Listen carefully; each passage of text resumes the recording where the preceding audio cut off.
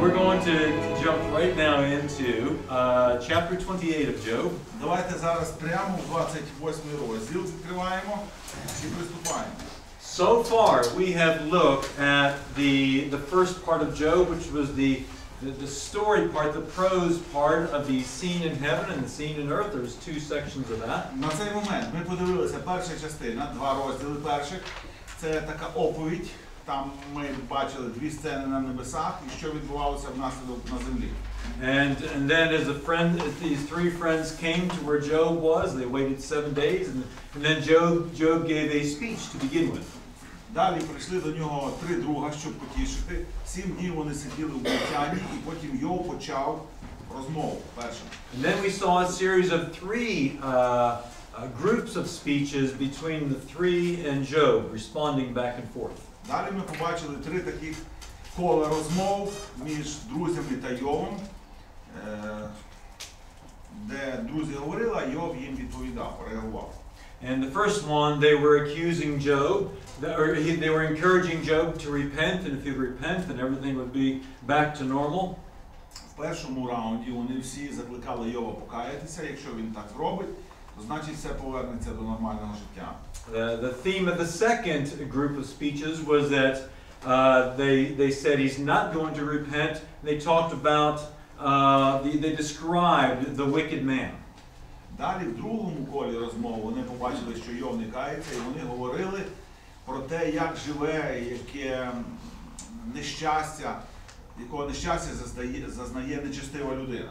In the third series of speeches, we saw it even go even further, and they said, we're not going to talk about wicked men in general, we're going to talk about you, Job. В третій частині розмов вони продовжили про нечестивого, але не в загальному про нечестивих, а вони казали, це ти, Йов, звертаючись до нього прямо. And if you remember, Eliphaz started his speech and he spoke as normal. Пам'ятаєте, Еліфаз почав свою розмову, говорив як зазвичай. Job responded, and then who is the second speaker? What was the name? Повів, хто говорив другий? What was different about this one? Що було цікаво про цю його промову? Very short. Дуже коротенька була промова. And then what did we notice that was different in the third series of speeches that was from the first and the second? І чим третя серія промов відрізнялася від перших двох? No, the third speech. No, who's the name of the third? Хто мав говорити третій? Zophar did not speak. We don't know exactly why. Maybe he had nothing to say. Він не говорив, ми не знаємо точно чому. Ми сказали, що може в нього вже не було що сказати. So yesterday we finished all of their speeches, and they were no longer involved in these series of conversations. Отже, вчора ми з вами завершили ці всі три серії промов. Уже їх в книзі більше не буде. So tonight we're going to be looking at Job's monologue speech, as we say, one where he speaks about himself, and there is no reply from people. Зараз ми будемо читати монолог, тобто Йов сам говорить, і ніякої відповіді не очікується, ніхто не буде відповідати. So this speech goes all the way from chapter 28 all the way through chapter 31. З 28 аж до 31 розділу ця його промова буде продовжуватися. Let's give a brief outline of these 4 chapters. Я вам коротенький такий дам аналіз тих 4 розділів. So Job, we saw, very much wanted to be able to see God in court. Ми сказали, що Йов дуже хотів зустрітися з Богом в суді. He wanted God to bring the evidence for the reasons that he is suffering as he is. В суді зустрітися, щоб Бог привів докази, для чого він йому навів такі страждання, чи за що.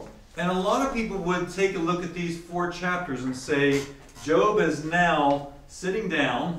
І багато людей, коли читають цей уривок, кажуть, що Йов зараз сидить, knowing that his time on earth is very, very limited. Знаючи, що його час на землі, він доживає останні часи. And he's actually writing out an outline of what he's going to say to God. І ми з вами сказали, що він ніби пише собі такий чорновик, чи так готується, що він буде говорити Богові, коли він з ним зустрінеться, якби в цьому суді. As he has his time in court. Для суду цього. So in chapter 28, Job gives his final understandings about the mysteries of God and trying to find wisdom. У 29 розділі Йов дає свої остаточні слова, як він розуміє Бога і намагається шукати мудрості. In chapter 29, Job talks about his past life when everything is wonderful and the things he experienced. У 29 розділі він згадує своє минуле життя, все, що він переживав, відчував і проходив. Chapter 30 then goes and talks about his present situation and all the difficulties. 30 розділ говорить про теперішній його стан і всі його складнощі цього стану. And Job finishes up in chapter 31, coming with a very strong final comments that he is innocent.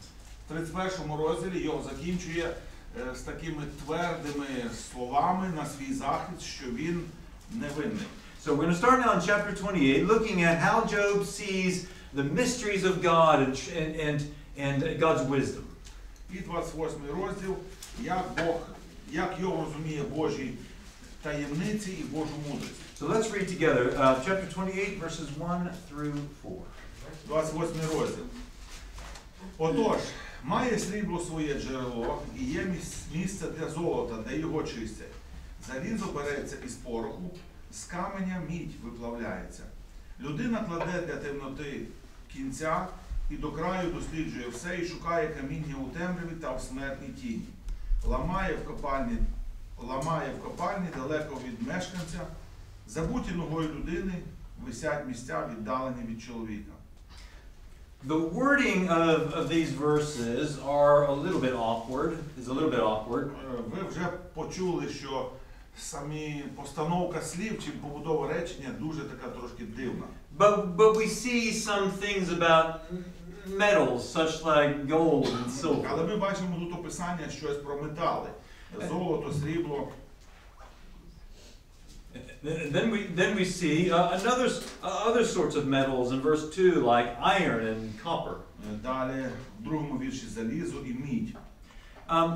Sometimes people object to this and saying, well, these metals weren't discovered around this time, or they weren't known around this time. І деякі критики говорять, що ці метали, якщо Йов була книга написана в часи Авраама, то метали ще не були винайдені ці, чи не добувалися. But actually, if you were to look in Genesis chapter 4, verse 22, it actually mentions iron all the way back at that time.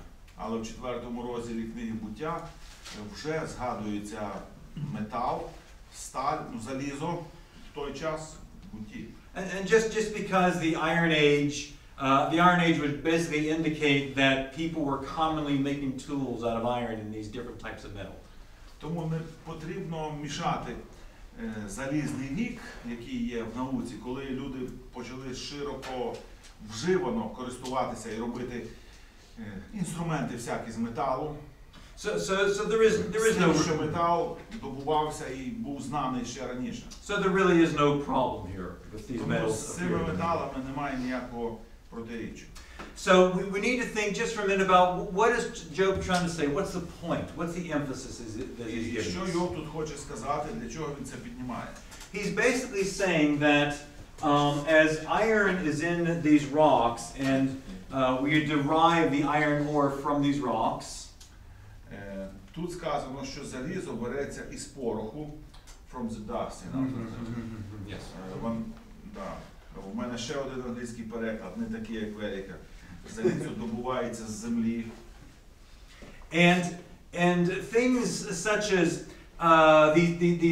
these precious metals, this gold and the silver and so forth. І ці такі речі, як срібло, золото, дорогоцінні метали. Because they're hidden under the earth. Вони заховані десь в землі. He talks that the animals and the birds, they can't see these things. Що пташки, звірі, вони цього не можуть бачити. But man, because he is able to access these things. Але внаслідок того, що людина має доступ, може доставатися до цього. He says gold and silver and iron and all these things aren't really that well hidden.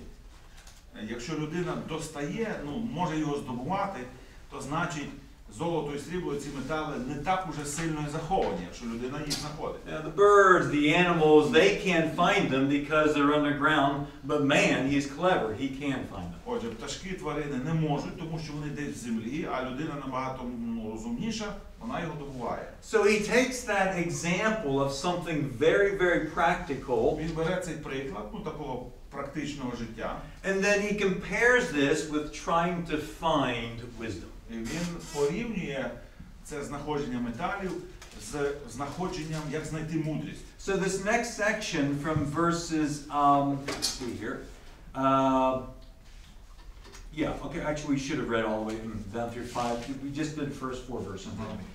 So yeah, let's read verses 5 through 11. I already made some comments so that people can see what we're talking about. Verses 5 through 11 as well. Читаємо 5-й вірш.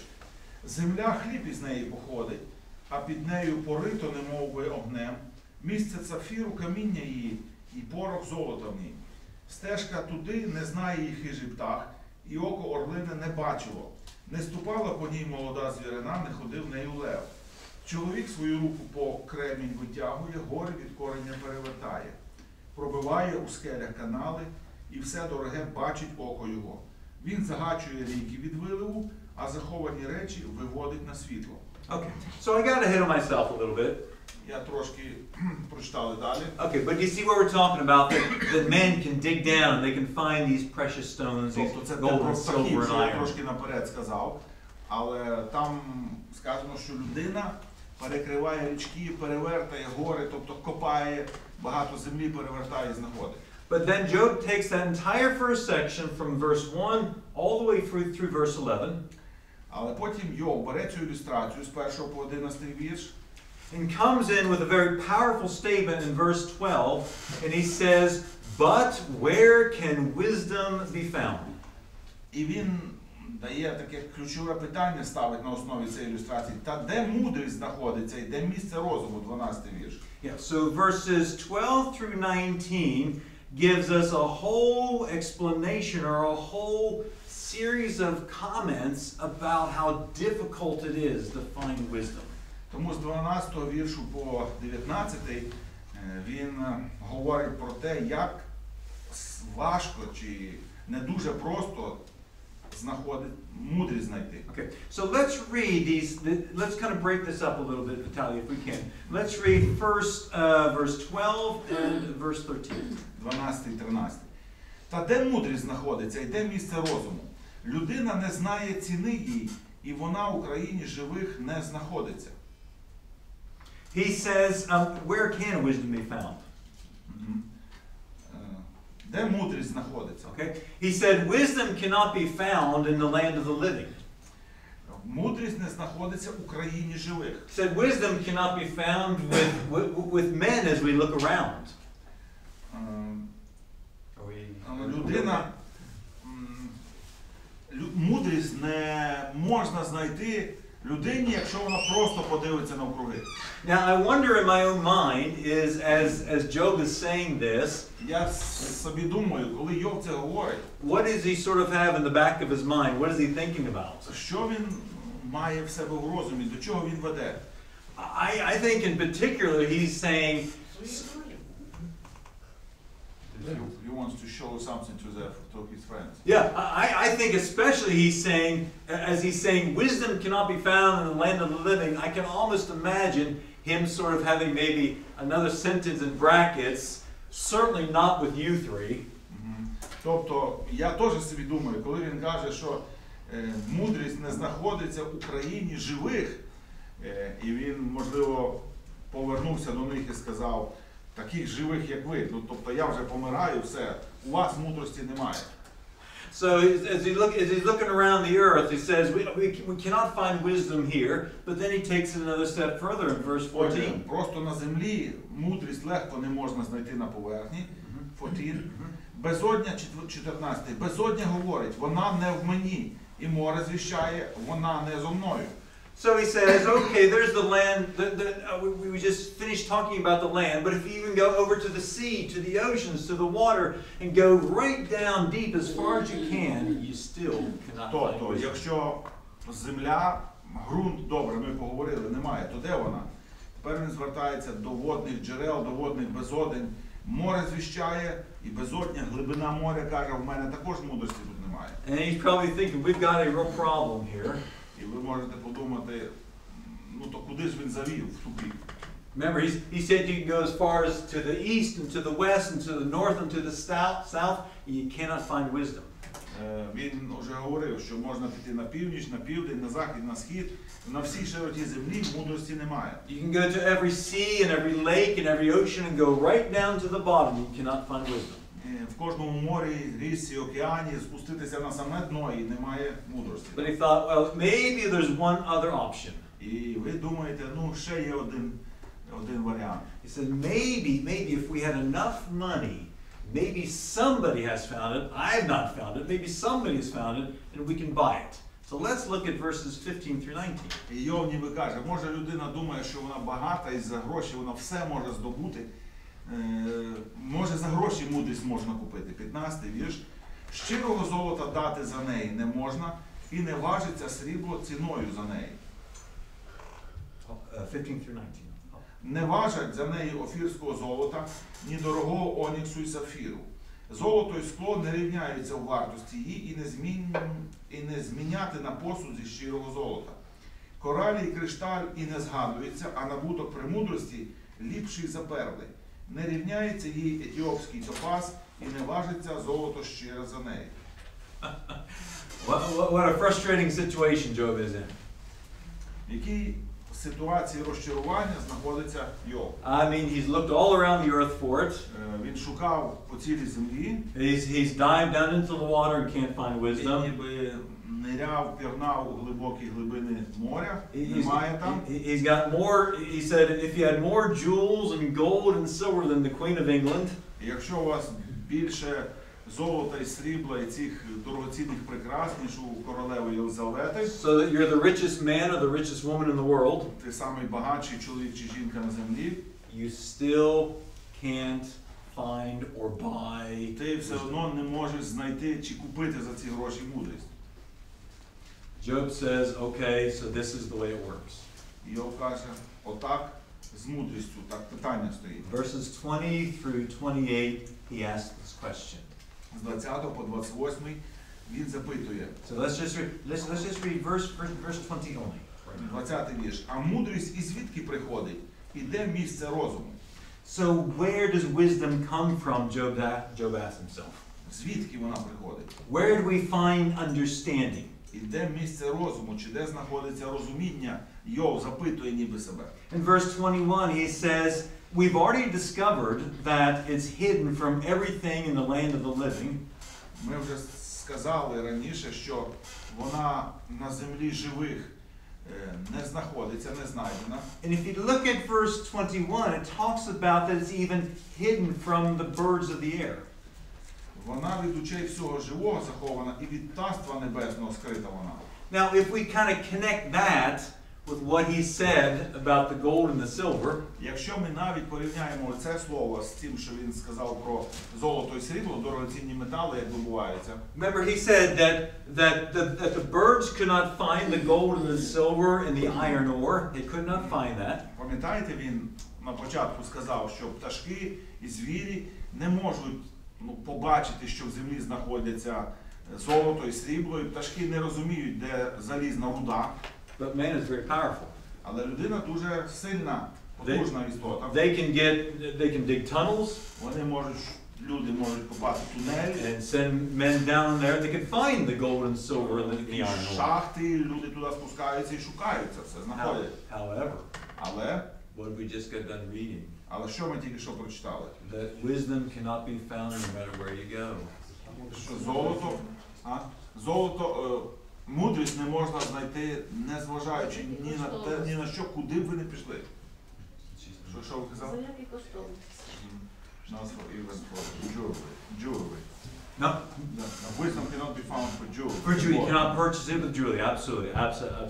So it's hidden. The wisdom is hidden from every living thing, from the birds of the air.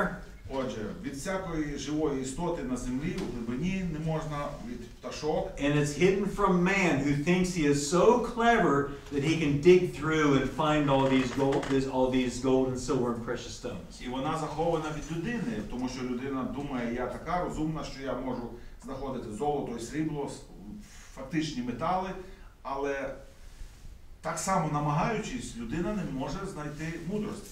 Okay, so he said we cannot find it in the normal way. Well, let's try and go a different kind of direction. Він ніби каже, що звичайним пошуком, як шукають дорогоцінні метали, мудрість не можна знайти. Look at verse 22. 22 вірш. А Вадон той і смерть промовляють. Ушима своїми ми чули про неї лиш чутку.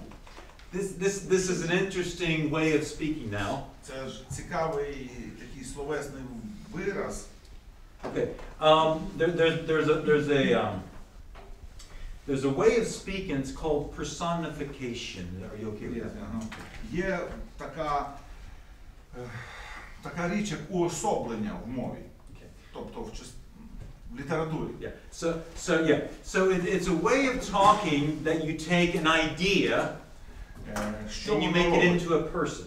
Що ти береш якусь ідею неживу і представляєш їх як живу людину, особу. Obviously, destruction or Sheol and death cannot speak. They cannot say anything. А Вадон, тобто Шеол чи смерть, вони не можуть говорити як людина. But what he's really saying is that even things that are spiritual like this, they cannot find wisdom. It says only a rumor of it. It's very even touched our ears. А Вадон і смерть – це такі духовні речі, які не матеріалізовані, не матеріалістичні. Вони не говорять, але навіть, Йов каже, навіть такі духовні речі, такі, як би то сказати, інституції духовні, і то вони ніби кажуть, що ми лише чутками щось про мудрість чули, тобто близько не знаємо, де вона.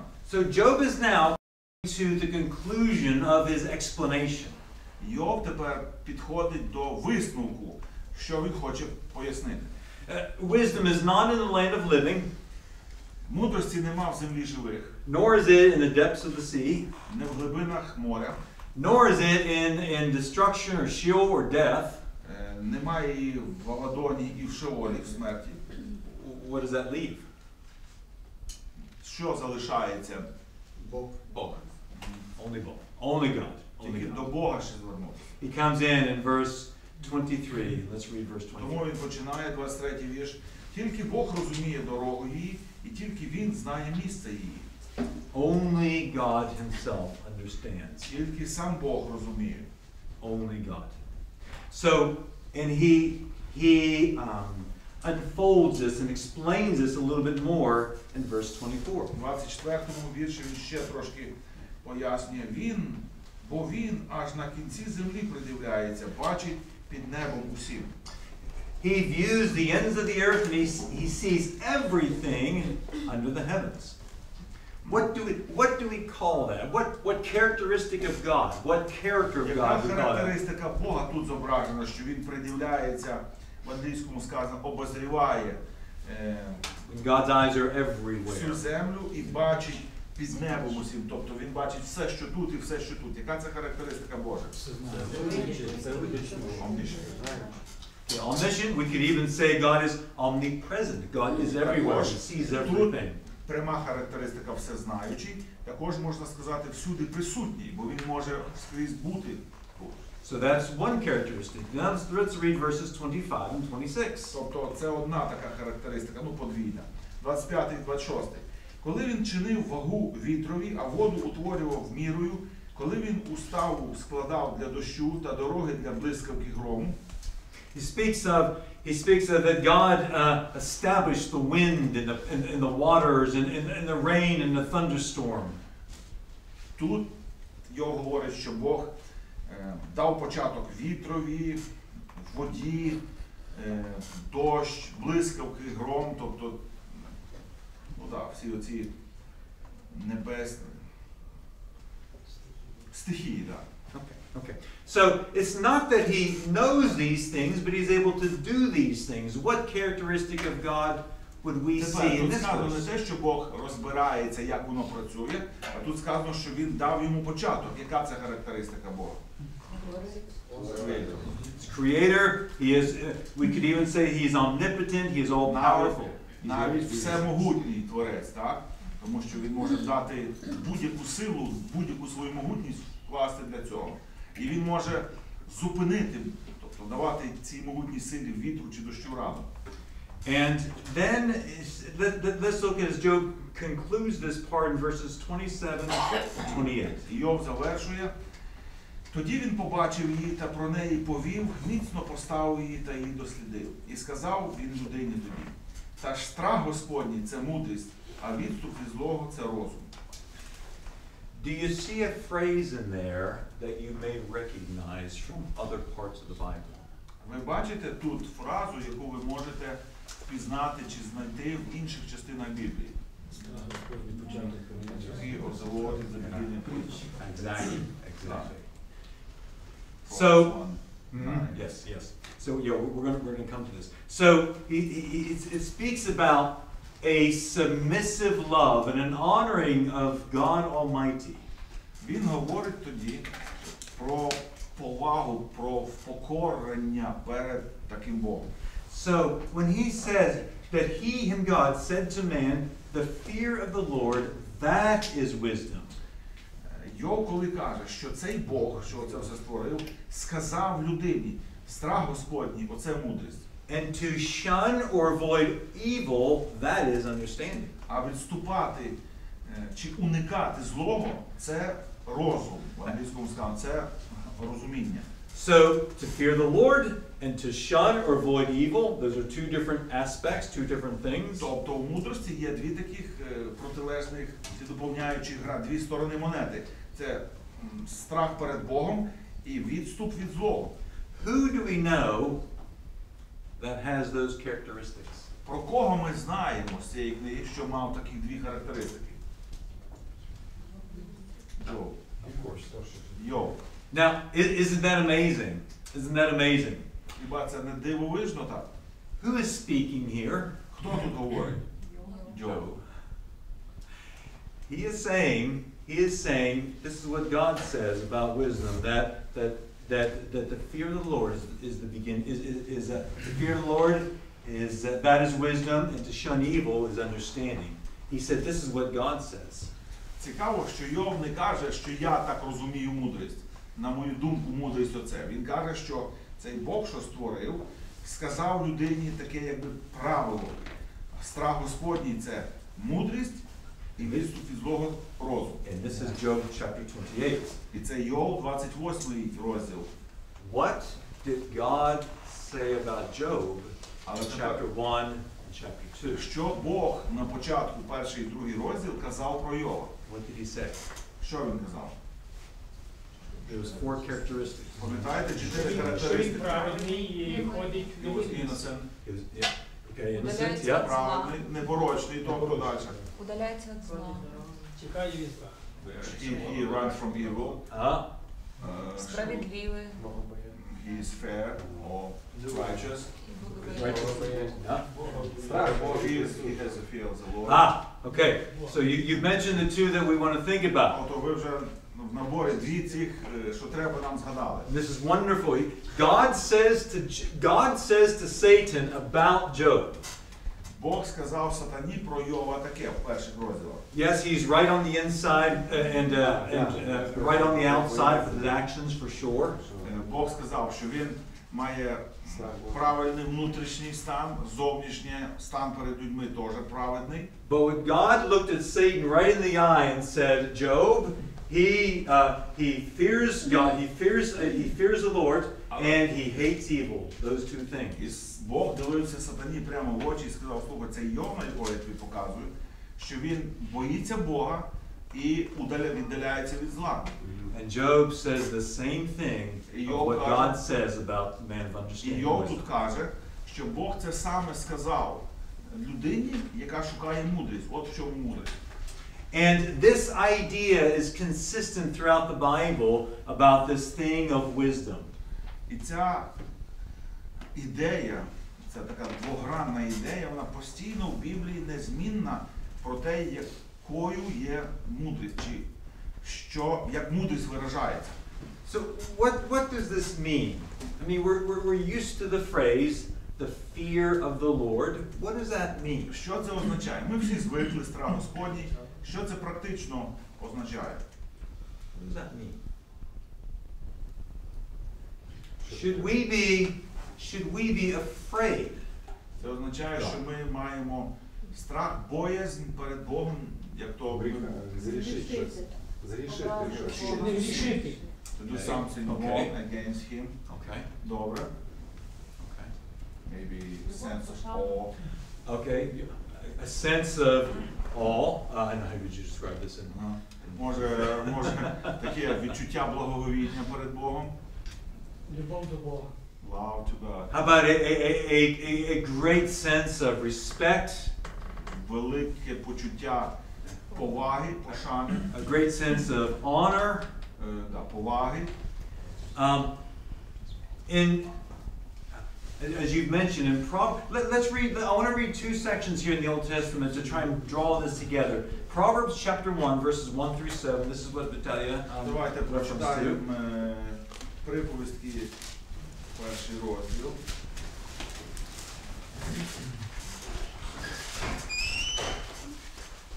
Перших 7 віршів. Приповісті Соломона, сина Давидового, царя Ізраїлевого, щоб пізнати премудрість лікарні, щоб зрозуміти розсудні слова, щоб прийняти на поумлення мудрості і праведності, і права, і простоти, щоб мудрості дати простодушним, юнакові пізнання і розважність. Хай послухає мудрий і примножить науку, а розумний здобуде нехай мудрих думок, щоб пізнати ту приповість та загадкове говорення, слова мудреців та їх загадки. Страх Господній – початок премудрості, нерозумні погорджують мудрістю та напучуванням. So Proverbs is all about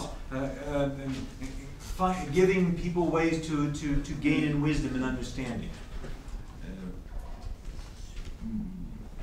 Книги приповістей для того, щоб люди прийняли знання і розуміння. But he starts out with this foundation that in order to have wisdom and understanding, the beginning stage, the beginning step is what? The fear of the Lord. Але він каже, щоб це все здобути, що описано там з 2 по 6 вірш, сама початкова, сама перша сходинка, на яку треба стати, це що? Страх Господній. And then let's look in one other Old Testament passage, just a few pages over, the very end of Ecclesiastes. І ще одна, самий кінець книги Еклезіаста, ще одне місце. Chapter 12, verses 9 through 14. 12:9 Еклезіаста. Крім того, що проповідник був мудрий, він навчав ще народ знання. Він важив та досліджував, склав багато приповістей. Проповідник пильнував знаходити потрібні слова і вірно писав правдиві слова. Слова мудрих, немов оті леза в гірлизі і немов позабивані цвяхи. Складачі ж таких слів, вони дані від одного пастиря. А понад те, сину мій, будь обережний, складати багато книжок не буде кінця, а багато навчатися – мука для тіла. Підсумок усього почутого. Бога бійся і чини його заповіді, бо належить це кожній людині. Бо Бог приведе кожну справу на суд і все потаємне, чи добре воно, чи лихе. Is Solomon saying the same thing in this book of Ecclesiastes? Чи Соломон каже таку саму річ, ту саму ідею в цій книзі Еклезіаста? Yes. If you know the book of Ecclesiastes, Якщо ви знаєте книгу Еклезіаста, here is Solomon, Соломон, King Solomon, цар Соломон, very rich. багатющий, He could have anything that he wanted. що він хотів би в тому світі отримати, в себе в нього було. And the whole theme of his book is, he says, listen, I've tried everything under the sun. I've experienced everything that life has to offer. І тема цієї книги така, що я попробував в житті все, що тільки може під цим сонцем бути. All of the pleasure Всі насолоди, that life can offer, що в житті можна отримати, but але it was all empty. все пустота. He said, what really is important що насправді важливе, is listed in those last few verses, воно перераховане в цих декількох віршах. especially verse 13. He says, now that I've said it all, here's the conclusion. Тобто, сказавши все до 12:12, в 13-му вірші він каже, підсумку цього почутого. Very, very simple. Fear God and keep His Бійся Бога commandments. і чини Його заповіді. So if we're to gain wisdom and understanding, fearing God has got to be fundamental, basic Тому, to those якщо хто things. хоче мати мудрість, яку цінить Бог, самий перший крок чи основа – це страх Господній. And Job finishes now his talk about searching for the wisdom of God. І таким чином 28 розділ – це частина промови Йова, яка стосується, де знайти мудрість. Okay, chapter 29 talks about as Job thinks about his past life, his former situation, his former experiences. 29 вірш говорить про те, що Йов думає, як він оцінює своє минуле життя. And I can almost imagine as Job was sitting there on the ground, Я собі уявляю, як Йов сидів там на землі, feeling for sure that these are his last days. відчуваючи, звичайно, що це останні дні його. And he speaks and talks saying that, you know, there is no way to find wisdom. We've looked all around, but God is the only one who has wisdom. І він тільки що сказав, що немає ніякого можливості знайти мудрість, ніде ніхто не знайшов, тільки у Бога є мудрість. And then he comes down, and we see, we almost see a very intimate, personal side of Job. І тут ми раптом бачимо дуже таку особисту, дуже таку приватну сторону Йова. And I can almost imagine how maybe a grandfather would be sitting down on a chair. Я собі уявляю, що так міг би сидіти дідусь And на стільчику. And maybe he'd be sitting beside a nice fire or a stove that would be very warm. Сидів на такому стільці чи стулі розкладному, і тут вогонь горить, тепло. And he maybe would gather his grandchildren together. Внуки поруч з ним зібрані. And he'd say maybe things like it. He said, "Let me tell you a little bit of what it was when I was young, many years ago." Розказують, старші люди люблять розказувати, якщо їх слухають. Давайте я вам, дітки, розкажу, як було в наші часи, як ми росли. I can almost imagine that Job is doing І these Йов things. ніби в такій відкритості душі, такі особисті речі розказує. So let's look just at the beginning. The first two verses. We'll make a couple of comments, and then we'll На move початку читаємо два вірші. І Йов далі вів мову свою та й сказав: «О, коли б я був той, як за місяців давніх, як за днів тих, коли боронив мене Бог». He said, "Oh, I really desire a hunger for the time when God watched over me." Коли Бог боронив мене. Oh, I just enjoyed that so much. Я, тобто, так це любив, так насолоджувався. When my fellowship with God was so sweet, and I just felt God's presence. Було таке солодке, я ходив в його присутності. But remember, we were saying that how he saw God now is he was watching him as a prison guard and maybe as a military commander. Що останнього разу, коли Йов про це говорив, що Бог близько за ним спостерігав, це як ніби наглядач в тюрмі. He said, I really missed that time when God was watching me like a protective father, like a loving father. А тут він каже: "О, якби, коли б я був той, якби ті часи вернулися, коли Бог боронив мене, тобто захищав з усіх сторін, слідкував, в англійському сказано, коли Бог спостерігав за мною". So then, look at what he's saying as we kind of walk through these first verses. Look how he describes God in these times that have gone past. In verse 3, look at what it says in verse 3. Зараз прочитаємо ці перші вірші, як він описує Бога і минулі часи. Що він каже? Третій. "Коли над головою моєю світився світильник його, і при світлі його я ходив в темноті". So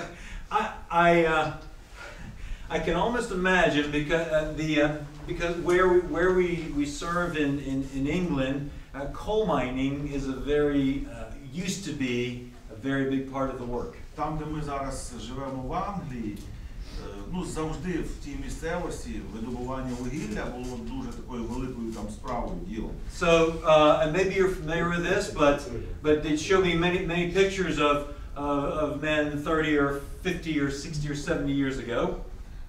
Може ви також знаєте, ну мені показують фотографії там 30, 50, 60 років назад. And they'd go to where they would to the mine head, to the beginning of the mine, to go down into the pit. Вони ну якби сфотографовані біля цієї шахти, в якій вони спускаються. And they'd have clothes that Біля цієї стовбура, де вони спускаються в шахту. they'd have clothes that they change into. В них одяг, в який вони спеціально перед спуском одягаються. Probably the most important thing is they get a helmet and put it on their head. Важливо дуже одягнути шолома. But on the helmet was something very, very important. Але що дуже важливо на шоломі, це незвичайний шолом. They put a lamp right there. Такий на резинці фонарик. And the thing about that lamp is that no matter what direction they went, that lamp showed them the light on where to go. Ну і ви розумієте, якщо тут кепка з фонариком, то куди б ти не повертався, то він світить туди, куди твої очі повернулися. And when I read that verse in Job, that's immediately what came to my mind. Коли я прочитав, що над моєю головою світився світильник його, я відразу згадав це. Навіть глухі, окей, you know the sign for deaf people, coal miner is. Is it? Навіть глухі показують Шахтар отак. Наприклад, Шахтар Донецьку не отак показують. Тому що із-за цього світильника. I could very easily imagine Job being like that. But now, what kind of words do we see now Job using to describe this? His situation right now. Коли Йов каже, яким я був колись, як би я хотів, то що Йов цими самими словами каже про свою теперішню ситуацію? Does he talk in words like God shows me where to go by the light that he gives to me? Is that the kind of wording Job uses? Well, in this current situation or in the past? Well, he's talking about it in the past, but we're talking about now, how he is now. Дивіться, зрозуміли питання? Йоб тут розказує, що було майбутнє. В минулому Бог мені показував, куди йти як світильник. Це означає, що на теперішній час що? Бог не показує. God doesn't show me direct my way. So he's not with no light. He's in total darkness. Тобто Йов ніби каже, що то було колись світло, зараз я в темряві. It's almost like the battery in his light had gone dead. Це як, наприклад, тут батарейки сіли в цьому фонарі. We had a trip one time about 3 years ago. We took some church people Ми мали таку подорож 3 роки назад з нашими церковними групою. To a very interesting place. Цікаве місце. They set up an area that was as if you were to go back 80 years or 100 years in time. Вони зробили там таку, ну якби музей, територію, чи як сказати, ти туди попадаєш, як люди жили 80-100 років назад. So they had a town street with all the different kinds of shops. Там спеціально таке містечко, таке, йдеш по вулиці, такі маленькі магазинчики, як колись. And they had a pharmacist аптека. And a doctor's. Такі якби домики, де лікар приймав. They had a dentist. Навіть зубний лікар. And I'll just tell you something that just came to my mind. He said that it was common that if you had money. The guide said. І нам цей екскурсовод сказав, що якщо ти мав гроші тоді. He said for the dentist, if you had money and you were able to go to the dentist. Якщо гроші були, ти йдеш до зубного. When a girl got to be about 16 years old. Коли дівчині було приблизно років 16. Her father would give money to the dentist. Її батько давав цьому лікарю зубному гроші. Are you ready? Готові? That the dentist would pull all of her teeth out. Щоб лікар повиривав всі зуби. And then she would be more easily able to get married. Why? I'll explain why. I know. У вас таке запитання на що? Тому що люди вважали, що тоді дівчина скоріше заміж вийде. Because Ви не знаєте чому? because as she got older, that the new husband would not have to pay to have the teeth taken out. Тому що якщо дівчина без зубів, я звичайно, що її беру, бо якщо я беру з зубами, то мені головна боль всю життя і ці зуби лічити. And if you had more money, Але як в тебе ще більше трохи грошей, then they would be able to take the teeth, some of the old teeth that were taken out, and make false teeth with somebody else's teeth. Ще якщо ти ще багатший, то найгірші зуби вириваються і вставляють тобі вставні зуби уже з якихось беушних чиїхось зубов туди вкладають. And that's only if you had money, though. Це дуже було здорово. Це як сьогодні супер там. That has nothing to do with Job. Звичайно, що я вам сказав, що до Йова це не має відношення. I just thought about that. But one of the things that they did, they had a sample, an example of an old mine. A mine in the area. І коли ми там були, чого я розказую? And it actually Чого was. я вів, що там був приклад, зроблена така, як коли здобували вугілля, шахта. And it actually was a working mine. І ця шахта була робочою. 100 years ago. Тобто колись вона була робочою 100 років тому. Це не зроблена якби штучна, а робоча була. So you were able to go into the mine. І нас водили туди. They didn't take you down. They Вони didn't take you не down. опускали тебе в самий низ. But they cut a shaft this direction into a mountain. They cut a shaft in. Але вони зробили такі, пробили так вгору. Не вниз тебе, а вгору, як в шахті ти знаходишся. So they had a guide and you had to put a lamp on.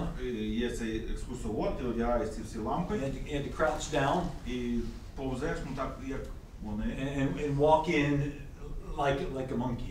And walk in like На that. чотирьох там повзеш при такому стані, на чотирьох як мавпа. As we got into where they had to do the tools to get the coal out. Потім ми прийшли на те місце, де фактично вони розробляли цю, як сказати, породу, збивали, зрізали цю породу. There were little lamps along the way to show you. По цьому тунелю маленькі такі лампочки. He said this. He said, I don't want to scare you. Він каже, я зараз вас не буду лякати. But if you want to experience this, here's what we're going to do. Але якщо ви хочете, погоджуєтесь, зараз ми зробимо наступне. He said, everyone turn off your lamps on your Всі helmet. виключіть свої лампочки. And on the count of 3, I'm going to turn off the lights that are in the shaft. Я на 3-4 виключу лампочки отут на стінах. Just to give you an experience of what it would be like. Щоб ви попробували, що таке повна темрява. And everyone said, okay. Всі сказали, добре, ми погоджуємося. And they did that. І вони зробили. And it was the strangest feeling of being closed in. Ви собі не уявляєте, що не попадає ніякого променя світла, навіть сотої частинки якоїсь, наскільки це почуття, ніби тебе стиснули в замкнутому просторі. You could put your hand right in front of your Отак face можна руку поставити, and you'd see absolutely nothing. і нічого немає, не видно. And I think Job was feeling like that. Я думаю, що приблизно, чому розказати, Йов в такій темряві відчував. He said, I so hunger for the time that God would show me with this lamp to show me the direction. Каже, мрію про часи, коли Бог показував мені, включав світло. But now I feel like there's no light whatsoever. Але зараз ніякого світла взагалі немає. In verse 4 and 5, he talks about something else. 4-5 вірш. Як був я за днів тих своєї погожої осени, коли Божа милість була над наметом моїм, коли всемогутній зо мною ще був, а навколо мене мої діти.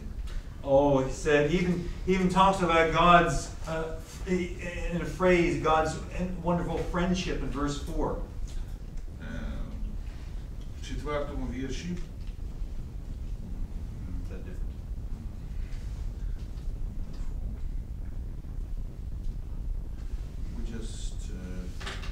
We just did verse don't 3. have friendship. Okay, what sort of word do you have? In my prime. Тут нас сказано, коли я був за днів своєї погожої осені, а в англійському сказано, коли я був в своїх найкращих днях. Prime, yes. The second half of verse 4. When God's mercy was over me. God's mercy was over me. Okay, this one Коли says. Божа милість була над наметом моїм. So it В got. англійському сказано, коли Божа дружба була зі мною. Okay. Чи був я в дружбі з Богом, так? So the idea is the same, whether Job would have viewed God as a friend or not. The idea is that God was intimate. God was close to Job, and the fellowship was there, and the closeness was there.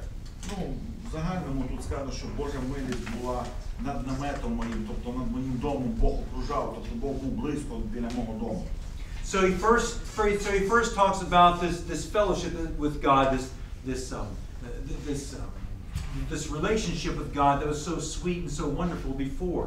Отже, він каже, раніше так було солодко мені в цих стосунках з Богом. Він був відчутно близький. And then he moves on from that into another sort of area of speaking in verses 6 through 10. Далі він говорить 6 по 10 вірш про ще одну частину свого минулого життя. Коли мої кроки купалися в маслі, а скеля оливні струмки біля мене лила. Коли я виходив до брами при місті і ставив на площі сидіння своє, як тільки вбачали мене юнаки, то ховались, а старші вставали й стояли. Зверхники стримували свою мову та клали долоню на уста свої. Ховався тоді голос володарів, а їхній язик приліпав їм був до піднебіння. So he says, "Oh, I remember the time when I was with the community, I was with people." Я пам'ятаю той час, коли я був з усіма людьми мого суспільства, в якому я жив. Oh, he said, when I would come through town, the young men would even hide out of respect. Коли я виходив в місто серед людей, молоді навіть ховались із-за поваги, щоб не зробити в моїй присутності щось.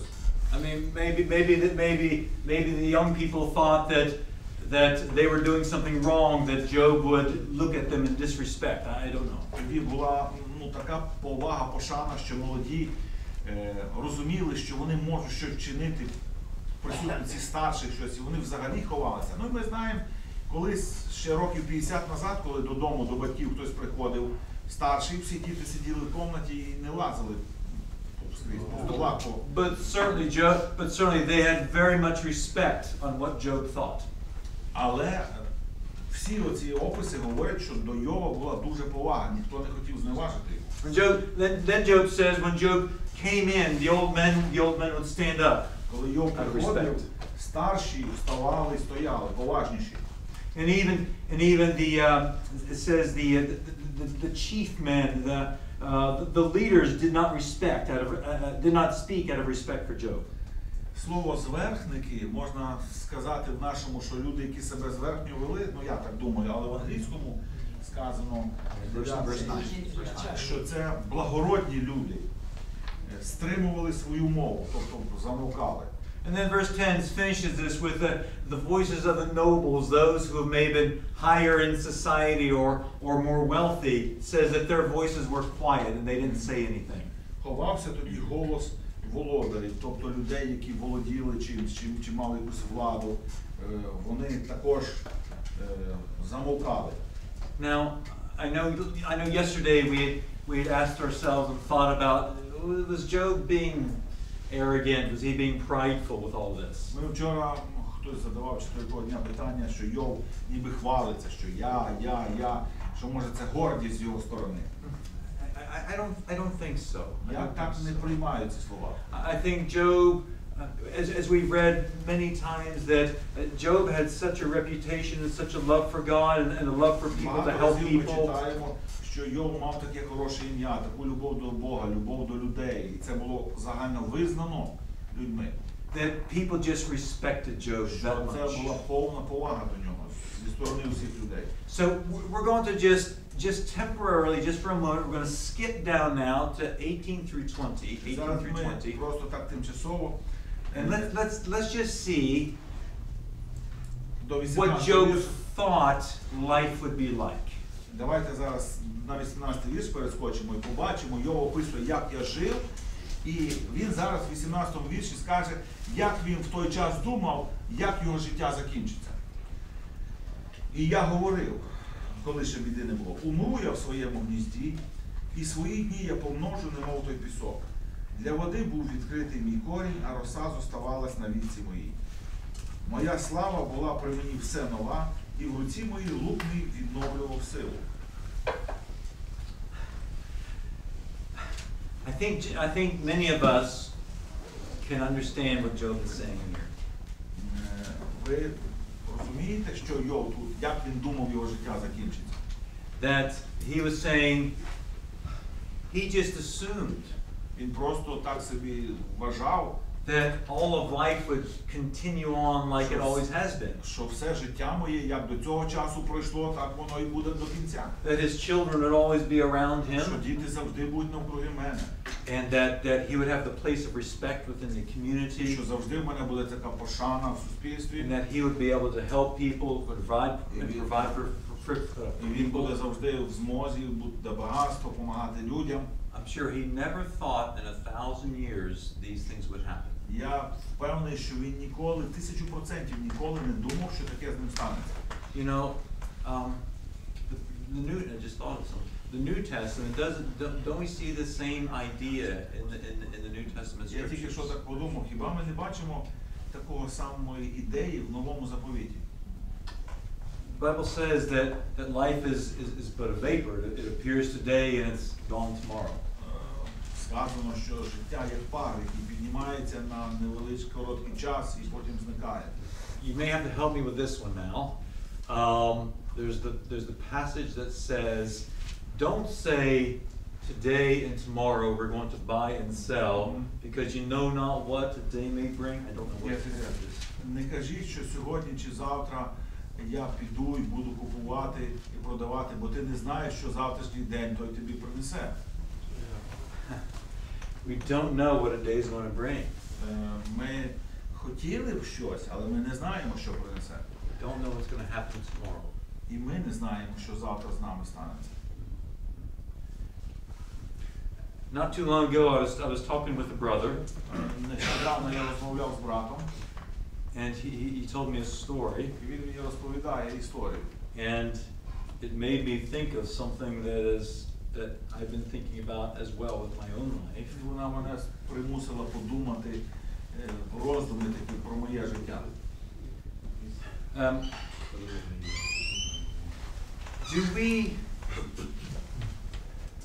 Is all of our life about working and gaining money and getting things, because that's what it's all about?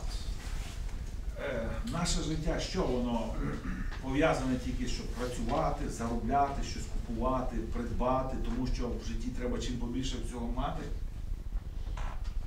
No. Ні. Yeah. Do you have time with your wife, or time with your husband, time with your children, that apart from the busyness of work and the things that I know are that demand your Чи у attention? вас є такий час, в який ви можете залишити це заробляння, гроші, робота, і провести час з дітьми, чи з дружиною, коханою, який буде таким цінним часом, про який ви зможете потім згадувати як про прекрасний? I know people in Ukraine work very hard. Мені так здається, що в Україні люди працюють важко. Unless something is different that I don't know, I doubt that many of us have a bank full of gold and silver that we can go and just get. Я тут перший раз, я не знаю, ну може хтось є, в кого повно там грошей і золота на рахунку. But I've heard someone say one time, and I think it's true, Але я чув, один сказав, я думаю, що це правда. that when it's all finished, when we we die and we have a tombstone, Таку думку сказав. Коли все закінчилось, людину поховали, поставили пам'ятник. no one is going to ever put on their tombstone, "I wish I had worked more and earned more money." Ніхто би не сказав би, чи на своєму передсмертній своїй записці, чи ніхто не скаже, я прожив життя, але я хотів би ще важче працювати і більше заробити. But I have heard many people say Але насправді перед смертю скільки людей каже, that when it came their time, коли їхній час прийшов, they did say this: ось що вони казали. "I wished I would have spend more time with my wife. Що люди кажуть? Я хотів би, щоб в житті я більше би приділив би часу з дружиною. I wish I had spent more time with my children. З дітьми би провести, хотів би часу. I wish I would have enjoyed life in the years that God gave me. Я хотів би насолодитися життям за ті роки, які Бог мені дав, а я пропахав, тільки світлого дня не бачив. And often we don't realize these things until some tragedy happens. І дуже часто людину не вдарить це просвітлення, поки щось погане, така біда не станеться. Sometimes we are blessed in that almost we have a second chance. Like, for example, my father-in-law had a very serious heart attack. His heart stopped. Наприклад, інколи це якась така біда, це таке благословіння, ніби як Бог дає нам через біду другий шанс подивитися на світ. Наприклад, мій тесть, у нього був сердечний приступ такий один. And I remember my wife and her two sisters and my mother-in-law were in tears and didn't know what was going to happen. Will he make it okay through the surgery? Я пам'ятаю, його забрали на операцію, і його моя теща, і моя жінка, і двоє сестер плачуть. Вони не знали, чи він виживе. Praise God, he did. Він вижив, слава Богу. But it's interesting that they see him now differently because Але цікаво, як вони всі четверо на нього зараз дивляться, як його сприймають по-різному, ніж до операції. it's almost like we're going to grab the opportunity and now we want to spend time and make sure we understand that we don't have forever time on Вони earth. зараз з ними проводять час і гуляють. Раніше тільки він у них був як віл, щоб робив, заробляв, все. А зараз вони розуміють, що час спливає, і чим побільше гуляють з ним, час проводять, читають йому. Yes, I know as believers we will all enjoy heaven for eternity. I Звичайно, understand що ми that. як віруючі, ми попадемо якби в небо, там же ми погуляємо, почитаємо, ми якби таку ідею маємо, отдохнемо в краю родного.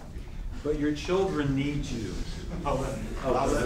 Just I say, people pray, we'll have rest in heaven. Oh, okay. Usually this is our approach.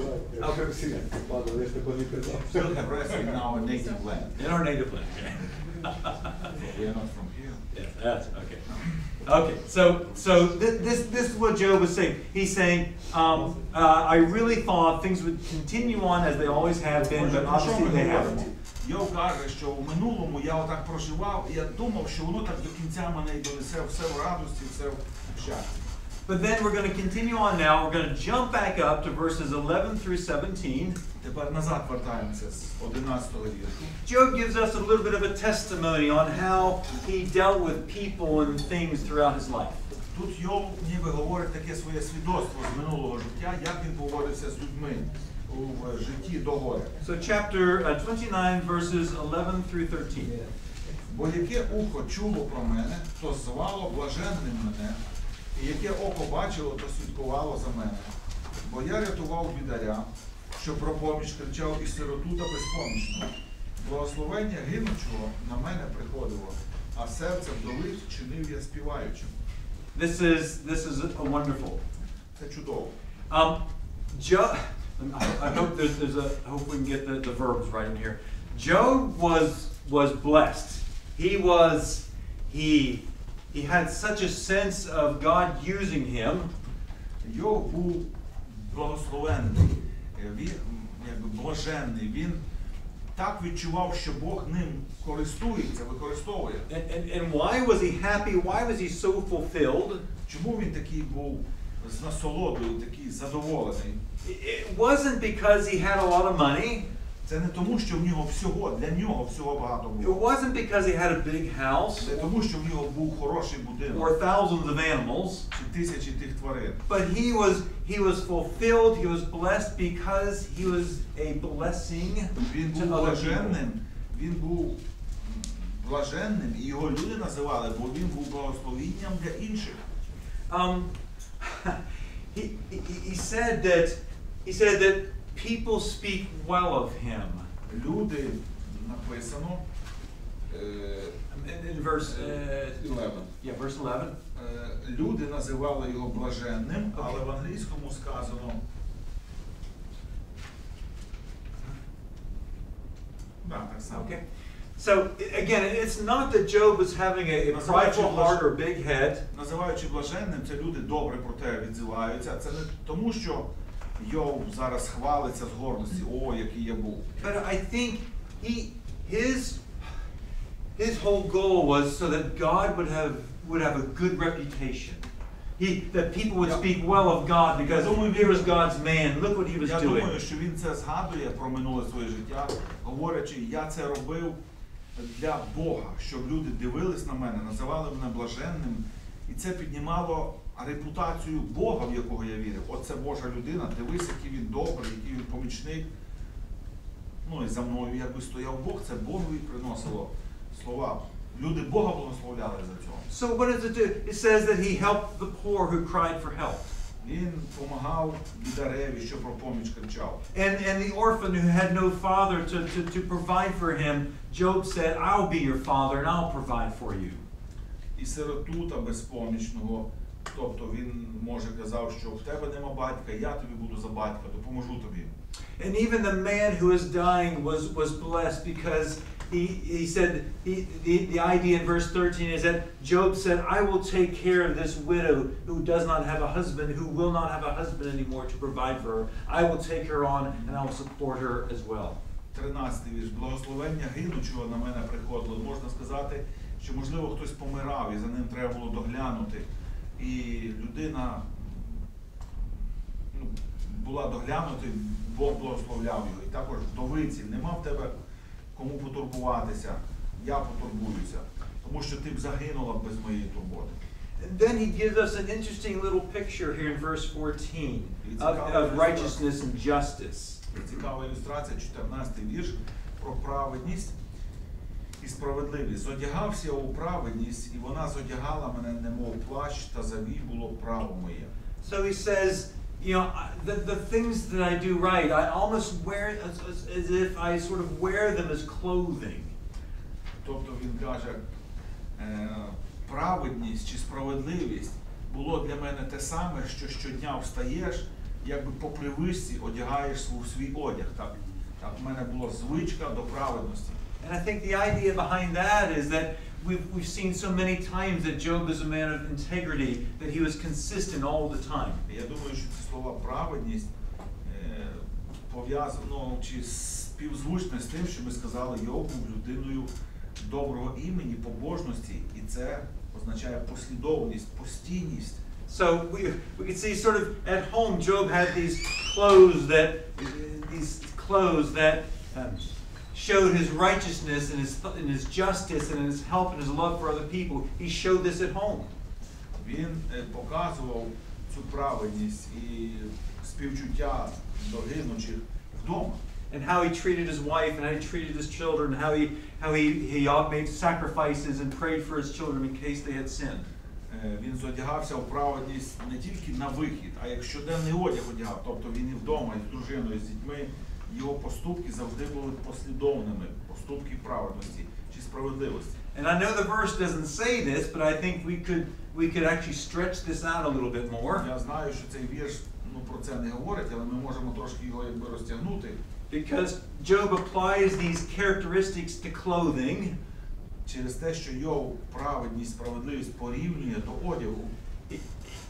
I can imagine Job saying, it's not that I take off my clothes and I go down to the market naked. Йов каже, це не те, що я знімаю, так не буває, що я знімаю свій одяг і йду голий на базар. But no matter where he goes, he has these clothes and he's consistent. He's always looking out for someone who is in need that he can be a blessing to. Тобто я зняв, я йду на базар чи в якесь місце, там я не планую нікого брати на поруки, нікому допомагати, там зараз може бути сварка, якісь там торги за гроші. Тобто куди б я не йшов, у мене завжди цей одяг на мені, я завжди так поступлю. And then he continues on this description in verse 15 and 16. Далі продовжує в 15-му вірші описання. Очима я був для сліпого, а кривому ногами я був. Бідарям я був батьком, суперечку ж якої не знав, я досліджував. Is there anyone that has missed out of Job's eyesight of looking for needs? Не було нікого, хто би... I'm sorry. Yeah, that was very bad English. I'm sorry. So Job said that he was looking out for the orphans. Він каже, що я шукав сам шукав, а не допомагав тільки тим сиротам, які до мене He приходили. was taking care of the widows. Вдовиць допомагав. He was Піклувався. taking care of others in need. Іншим в потребі допомагав. But then he has these words. He says, I was as eyes for the blind people, Тепер очима був для сліпого. and feet for those who are lame and cannot walk for themselves. І кривому, тобто інваліду, який не має ніг чи ноги не працюють, я був ногами. And for the needy who maybe the child who had no father or the needy who had no money, I was to be able to help provide for them. Бідарям, англійському, потребуючим, тобто це може діти без батька чи інша яка верства населення. Я був батьком, хто забезпечував потреби. But on top of all that, he takes a little bit of a turn, a little bit of a change of words in verse 17. І в 17-му вірші, хоча він говорить про всякі такі хороші речі, 17-й вірш трошки якби так, сюди не вписується ніби. І я трощив злочинцеві щелепи і виривав із зубів його схоплена.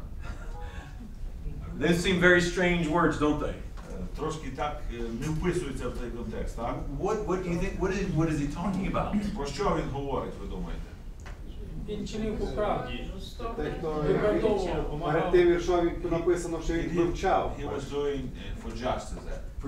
Okay, but look, He was punishing. he's punishing, right? So Він карав цих несправедливих. Так, він їх досліджував, і перш досліджував, що там було, а First- тоді вже він... First 16 verse says he searched for that case. yes. And then if that person was wrong, that he would punish them. Now, this is an amazing picture here. Now, I'm not sure how it is in the Ukrainian, but it says, I broke the fangs, so the teeth. So the picture here is as Що означає трощив щелепи? Така картина.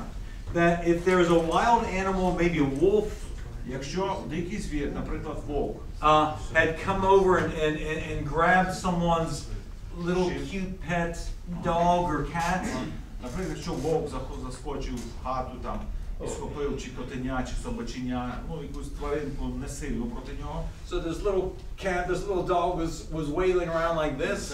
Цей кіт ногами дригає, не може нічого зробити. Job would grab the wolf, Він Йов каже, я брав за шиворот цього вовка. I guess, punch him in the mouth Я йому робив один удар. until that wolf would drop the cat or the Прямо dog. якби в щелепу. І удар в щелепу, це така біль різка така, яка розслаблює м'язи і те котеня випадає. So Job was just not a help for those in need. He was watching out to make sure that there was no injustice as well as best he Тобто can. цей вірш каже, що я не тільки допомагав, кому можна допомогти, я й зупиняв тих, хто робив несправедливість. Зупиняв дуже суворо і конкретно. So Job's desire to help went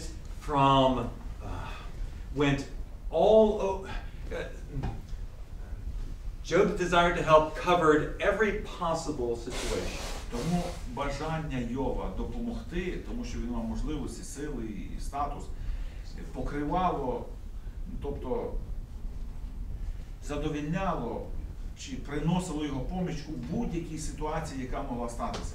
But then let's come now to we're going to skip over 18 through 20 because we've already talked about that. 17 по 20 ми вже читали. Remember where he said that he thought that things would go on forever back when the days were when everything was В going цих well. віршах він каже, що я на початку життя раніше думав, що я так і закінчу в добрі своє життя. Verse 21 through verse 25 come to a little bit different part of the speech of how he saw himself back at that time. З 21 по 25 він також говорить, як він себе раніше бачив, оцінював. Мене слухалися і дожидали, і мовчали на раду мою.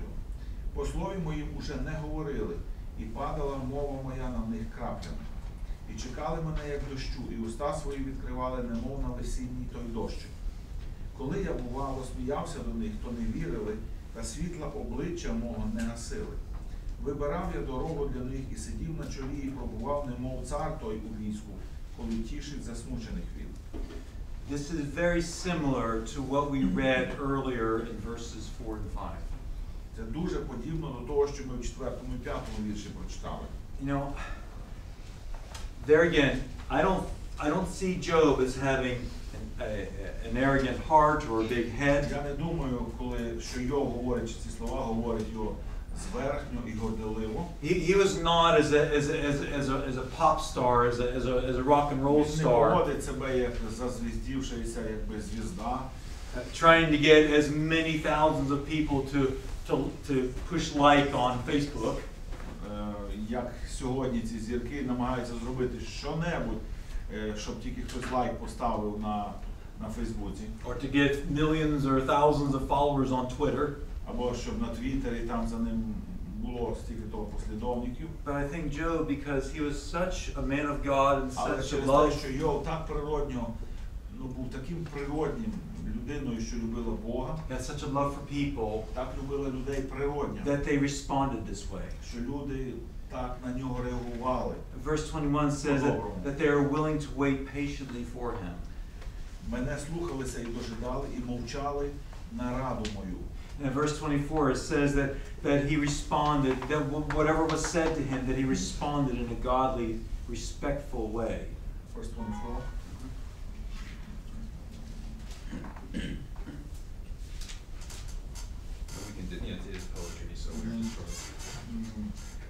Коли я, бувало, сміявся до них, то не вірили, та світла обличчя мого не гасили.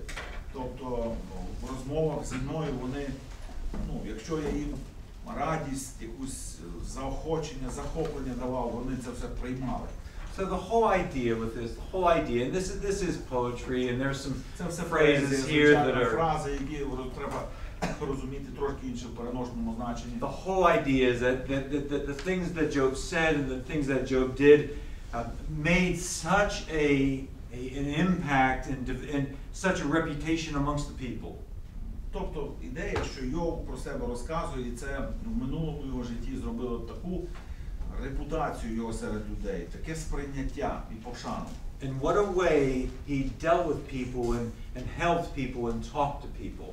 І дуже чудовим Йов був в тому, як він привабливим, корисним людей, як він з людьми поводився, допомагав, розмовляв. And we're going to stop now with just the thought.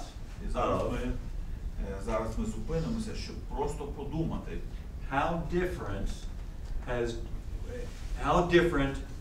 had Job treated people as he helped people and counseled people and talked to people. Подумати про різницю. Спершу, з одної сторони, яким був Йов, як він з людьми говорив, допомагав і підбадьорював.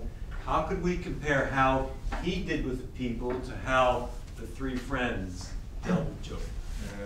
І як порівняти з тим, яким був Йов, коли не було цієї біди і хвороби, і якими є його друзі, які прийшли його потішити. What a difference. Яка гігантська різниця.